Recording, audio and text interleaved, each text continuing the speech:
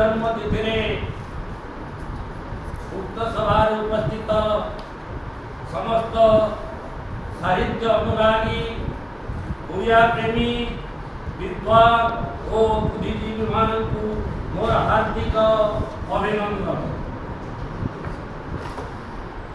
पिलाने मो माँ मो माटी मो भाषा ये है मो संविधान प्रतीक।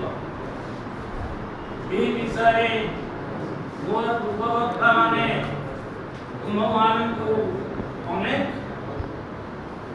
उपदेश देगले एवं तुम ठार अनेक आशा रखिले। मुझे बेसी आलोचना करी केवल तुम कथा ही तुम कह। प्रथम तुम गीतटी बोल ना कौन वंदे उत्कल जननी मुझे ही आरंभ करुच्ची।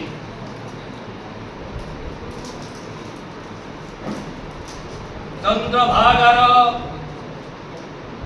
विस्तीर्ण बालुका राशि उदय सूर्यर अरुणिमार किरण पिछाड़ी दे जो माँ माटी को स्वागत करे सी हूँ मोर उत्कल माटी। से भली अस्तगामी सूर्य महेंद्रगिरी अंचल अंचल निजर रक्तिम आभा पिछाड़ी दे सारा ओडिशा बर्णाली प्राकृतिक बर्णाली सृष्टि करे सी हूँ मो उत्कल माटी। पवित्र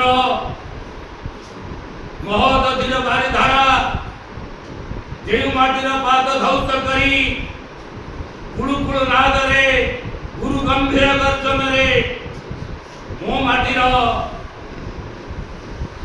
जस गान करे सी हूँ मो उत्कल माटी।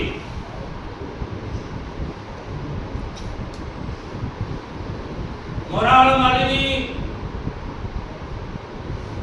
चिलिका अपूर्व दृश्यराजी जार प्राकृतिक सभार श्रीवर्धन करे सी हूँ मो उत्कल माटी। जार बस्तर मूर्ति वांगमय रूप धारण करे कोणार्कर नटरुचि रूपे सी हूँ मोर उत्कल माटी। मोर से उत्कल माटी जो प्रकृति सबुजिमा तार कटी मेखला रूपे शोभा पाउछि से हूँ मोर उत्कल माटी। जो तपमग्न जोगी भली अचल पर्वतमान दंडायमान होइछन्ति आउ से हूँ मो उत्कल माटी। जोठी घंच अरण्यर विधान मो मातार मस्तक को सुशोभित करुच्ची। तो लक्ष्मीकांत महापात्र बड़ा सुंदर भाषा रे कमनीय शब्द प्रयोग करी कहले चारुभाषमयी जननी जननी।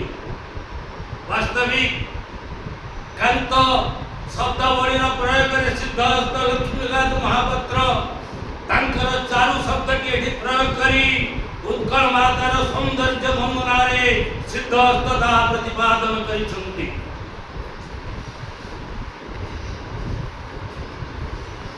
से भली